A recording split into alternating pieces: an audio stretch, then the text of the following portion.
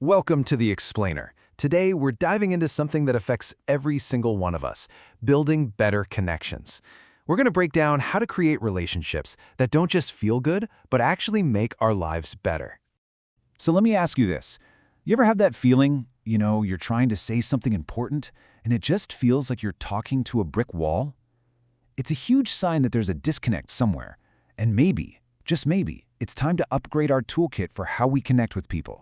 So where do we even begin to fix that? Well, like with most things, you've got to start with the fundamentals. And for this, we're actually going to look at a lesson designed to teach exactly that.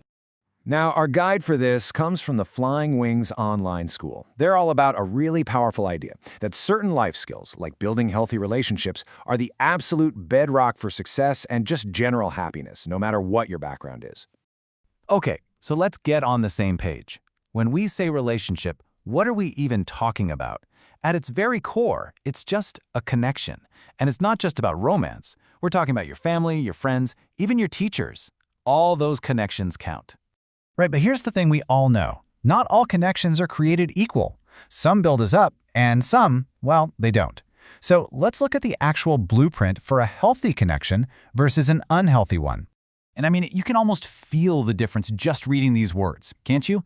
On one side, you have safety, respect, feeling valued. That's all about growth. On the other side, control, conflict, dishonesty. It's really a choice between something that lifts you up and something that pulls you down. So, these healthy relationships, they're built on 5 key pillars. You've got respect, trust, support, and equality. But the one that holds them all together, the real master key we're going to focus on, is communication. And here's why this is so important. Putting effort into your relationships isn't just some fluffy, nice-to-do thing. It has a real, measurable impact on your life. It lowers your stress, it boosts your confidence, it literally improves your well-being. So let's talk about that superpower I mentioned, communication.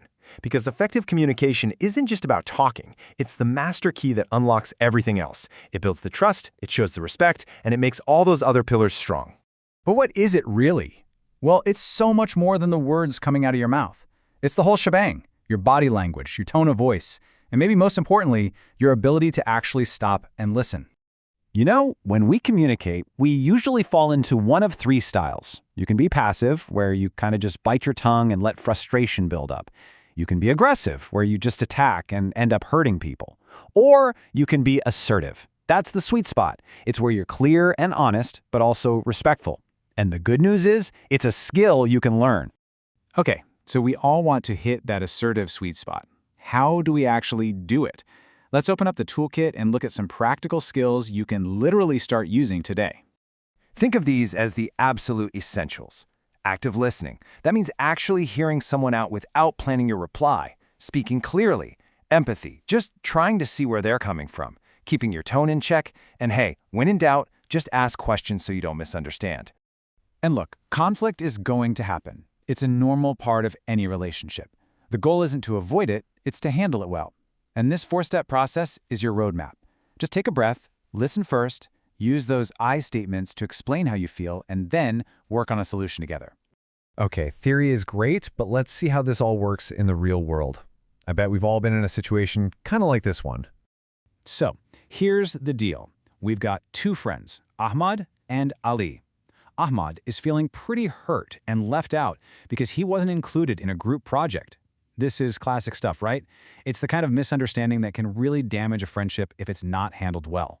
So right here, Ahmad is at a fork in the road. He can go down the path of poor communication, get angry, shut down, give Ali the silent treatment, which, let's be honest, solves nothing. Or he can choose the other path and use his assertive communication skills to actually talk about it. And this is a perfect example of assertive communication in action. Let's break it down. He starts with, I felt. He's owning his feeling. He says why he felt that way, when I wasn't included. And here's the key part. He offers a positive solution for the future. Beautiful. So what's the outcome? Well, because Ahmad didn't attack him, Ali could actually hear him. He understood. They talk it out, and guess what? Their friendship actually gets stronger. It's now built on real understanding. All right, we've covered a lot of ground, so let's just boil it all down. What are the key things you really need to remember from all this? If you walk away with anything, let it be this. Healthy relationships don't just happen by accident. They're built on purpose, with respect, trust, and communication. Your most powerful tool for that is being assertive. And remember, conflict isn't the problem. It's how you handle it that counts. Master this stuff, and you're not just building better connections. You're building a better, happier life. So this isn't just information to know, it's something to do. I'll leave you with a challenge. Think about one small step, something you can do today to use these tools and build a stronger, healthier connection with someone who really matters to you.